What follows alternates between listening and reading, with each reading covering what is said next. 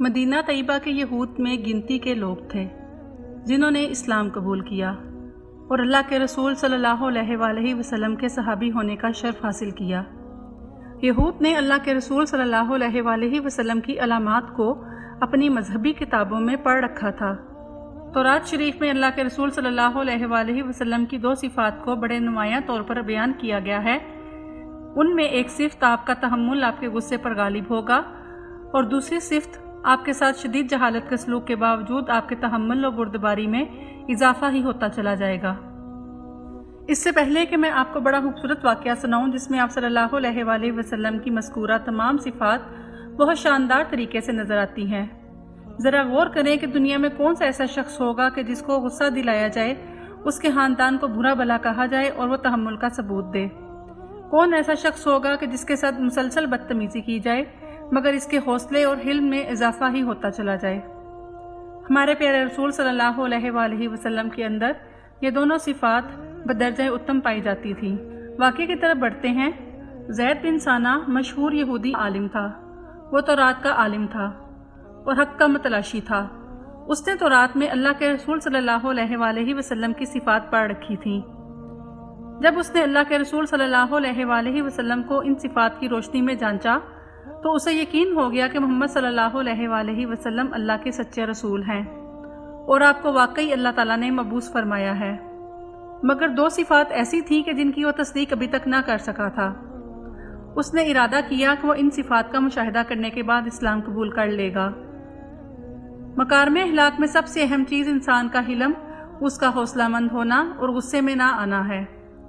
دنیا میں ایسے لوگ تھوڑے ہی ہوں گے کہ جن کے ساتھ بدتمیزی کی جائے اور اس کے جواب میں حسن سلوک کا مظاہرہ کریں۔ زید بن ثانہ حق کی تلاش میں تھا۔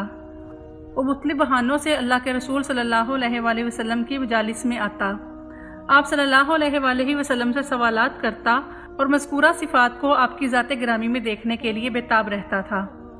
چند ہی روز گزرے کہ اسے یہ موقع میسر آ گیا۔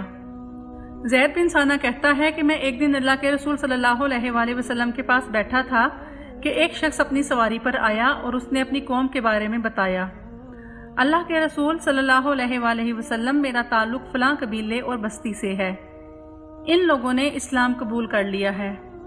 میں نے ان سے وعدہ کیا تھا کہ اگر تم لوگ اسلام قبول کر لو گے تو تمہارے پاس صبح و شام بڑی وافر مقدار میں رزق آئے گا۔ انہوں نے اسلام قبول کر لیا۔ اب صورتحال یہ ہے کہ ان دنوں قحط سالی ہے۔ مجھے ڈر ہے کہ کہیں یہ لوگ بھوک اور بدحالی سے مرتد نہ ہو جائیں۔ اگر آپ مناسب خیال فرمائیں تو ان کے لیے کچھ مال و متاع بھجوا دیں تاکہ ان کی بھوک کا مداوع ہو جائے۔ اللہ کے رسول صلی اللہ علیہ وآلہ وسلم نے سیدنا علی بن ابی طالب رضی اللہ تعالیٰ عنہ کی طرف دیکھا، گویا آپ ان سے پوچھنا چاہتے تھے کہ کیا ہمارے پاس ان دنوں بیت المال میں کچھ مال موجود ہے جو ان کو بھیجا جا سکے، مگر یوں محسوس ہوتا تھا کہ ان ایام میں بیت المال خالی تھا۔ شاید اس لیے سیدنا علی رضی اللہ تعالیٰ عنہ کی خاموشی سے بات واضح ہو گئی۔ زید بن ثانہ نے موقع غنیمت جانا اور اللہ کے رسول صلی اللہ علیہ وآلہ وسلم سے عرض کی، میرے پاس اس مسئلے کا حل موجود ہے، آپ مجھے فلاں باغ کی کھجوریں ایک مقررہ مدت کے بعد عطا کر دیں، مگر ان کی قیمت ابھی مجھ سے لے لیں۔ آپ صلی اللہ علیہ وآلہ وسلم نے ارشاد فرمایا، تمہارا کہنا درست ہے، میں تمہیں متعین مدت کے بعد کھجور کی متعین مقدار ادا کر دوں گا، مگر کسی محسوس باغ کا نام نہ لو، ہم آپ کو جہاں سے ممکن ہوا کھجوریں دے دیں گے۔ زید بن ثانہ کہنے لگا، مجھے منظور ہے۔ زید کہتا ہے، میں نے اللہ کے رسول صلی اللہ علیہ وآلہ وسلم کو سونے کے 80 دینار دیے۔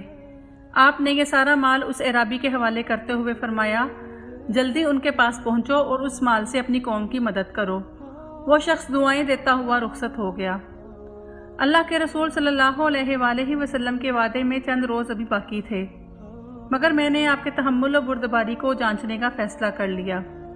اللہ کے رسول صلی اللہ علیہ وآلہ وسلم سیدنا ابو بکر صدیق اور سیدنا عمر فاروق رضی اللہ تعالیٰ عنہ اور دیگر صحابہ کرام کے ساتھ ایک جنازے میں شرکت کے لیے بقیع الغرقد میں تشریف لے گئے تھے۔ جب آپ جنازے سے فارغ ہوئے تو میں بھی وہاں پہنچ گیا۔ میں نے اپنے منصوبے کے مطابق آپ صلی اللہ علیہ وآلہ وسلم کی چادر پکڑ لی اور اسے خوب زور سے کھینچا۔ چادر آپ کے کندھے سے اتر گئی۔ میں نے ساتھ ہی نہایت کرخت لہجے میں کہا، اے محمد، میرا حق اور میرا قرضہ واپس کرو۔ اللہ کی قسم، تم عبد المطلب کی اولاد حقوق کی ادائیگی اور قرض کی واپسی میں جان بوجھ کر تاخیر کرتے ہو۔ ذرا الفاظ پر غور کریں، زید کا مطالبہ بڑا ہی غیر معقول اور ناجائز تھا۔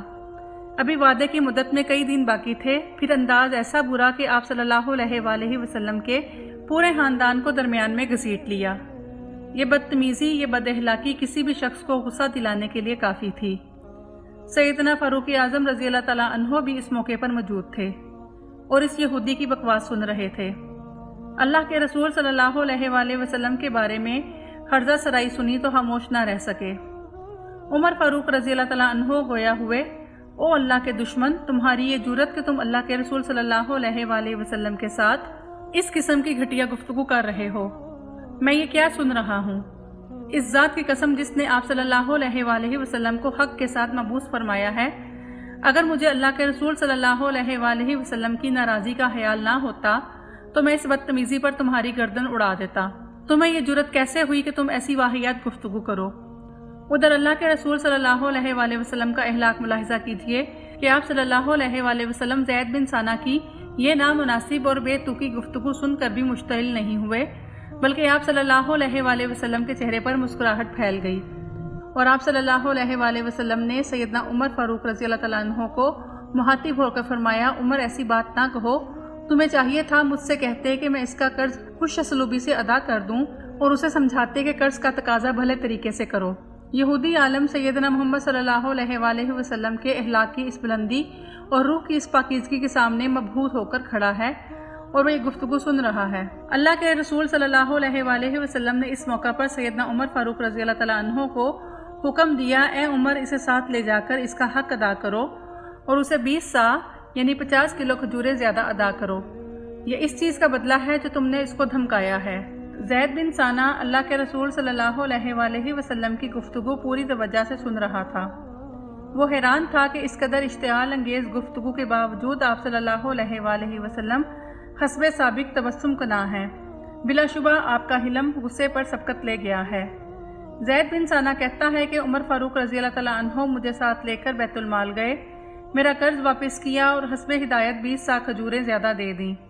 جب میں نے کھجوریں وصول کر لیں تو سیدنا عمر فاروق رضی اللہ تعالیٰ عنہ سے کہا، یہ میرا حق مجھے مل گیا۔ اس بات کی تو سمجھ آئی، مگر یہ 20 سا زیادہ کس لیے دیے جا رہے ہیں؟ فاروق اعظم نے فرمایا، رسول اللہ صلی اللہ علیہ وآلہ وسلم کا حکم اسی طرح ہے، یہ اس چیز کا بدلہ ہے جو میں نے تمہیں ڈرایا ہے۔ زید کہتا ہے، میں نے سیدنا عمر سے کہا، کیا تم مجھے جانتے ہو؟ عمر فاروق نے کہا، تم خود ہی اپنا تعارف کروا دو۔ میں نے کہا کہ میں زید بن ثانہ ہوں۔ سیدنا عمر فاروق رضی اللہ تعالیٰ عنہ نے کہا، یہ وہی جو مشہور یہودی عالم ہے؟ میں نے جواب دیا، ہاں۔ سیدنا عمر فاروق رضی اللہ تعالیٰ عنہ نے اس کا نام تو سن رکھا تھا مگر اس سے ملاقات نہیں ہوئی تھی اور اسے پہچانتے نہ تھے۔ عمر فاروق رضی اللہ تعالیٰ عنہ نے کہا، تم نے اللہ کے رسول صلی اللہ علیہ وآلہ وسلم کے ساتھ جس انداز میں گفتگو کی ہے اور ان کے ساتھ جس طرح بد اخلاقی سے پیش آئے ہو، تمہیں ہرگز اس کا کوئی حق نہیں تھا۔ زید بن ثانہ نے کہا، عمر تو بالکل درست کہتے ہو، مگر تمہیں معلوم نہیں کہ میں حق کا متلاشی تھا۔ اللہ کی قسم، خطاب کے بیٹے، میں نے جب محمد صلی اللہ علیہ وآلہ وسلم پر نگاہ ڈالی تھی تو نبوت کی تمام علامات دیکھ لی تھیں، صرف 2 صفتیں باقی رہ گئی تھیں۔ سیدنا عمر نے پوچھا، وہ کون سی 2 صفتیں تھیں؟ یہودی عالم کہنے لگا کہ پہلی صفت یہ کہ آپ صلی اللہ علیہ وآلہ وسلم کا تحمل ان کے غصے پر غالب ہوگا، اور دوسری یہ کہ جیسے جیسے ان کے ساتھ زیادہ بدتمیزی کی جائے گی ویسے ویسے ہی ان کے حوصلے اور برداشت میں اضافہ ہوگا۔ آج میں نے ان 2 صفات کا بھی خوب مشاہدہ کر لیا ہے۔ بلا شبہ اللہ کے رسول صلی اللہ علیہ وآلہ وسلم نبی آخر الزمان ہیں۔ عمر، میں آپ کو گواہ بناتا ہوں کہ میں آج سے اسلام قبول کرتا ہوں۔ پھر زید بن ثانہ سیدنا عمر بن خطاب رضی اللہ تعالیٰ عنہ کی میت میں مسجد نبوی میں آیا اور سب کے سامنے واشگاف الفاظ میں شہادت دی۔ زید بن ثانہ اسلام قبول کرنے کے بعد تمام غزوات میں آپ کے ہم رکاب رہے۔ یہ انتہائی مالدار شخص تھے۔ مال کے ساتھ ساتھ اللہ تعالیٰ نے انہیں دریا دلی سے بھی نواز رکھا تھا۔ اللہ کی راہ میں مال خرچ کرنے کا کوئی موقع ہاتھ سے نہیں جانے دیتے تھے۔ یہ غزوہ تبوک کے دوران فوت ہو گئے۔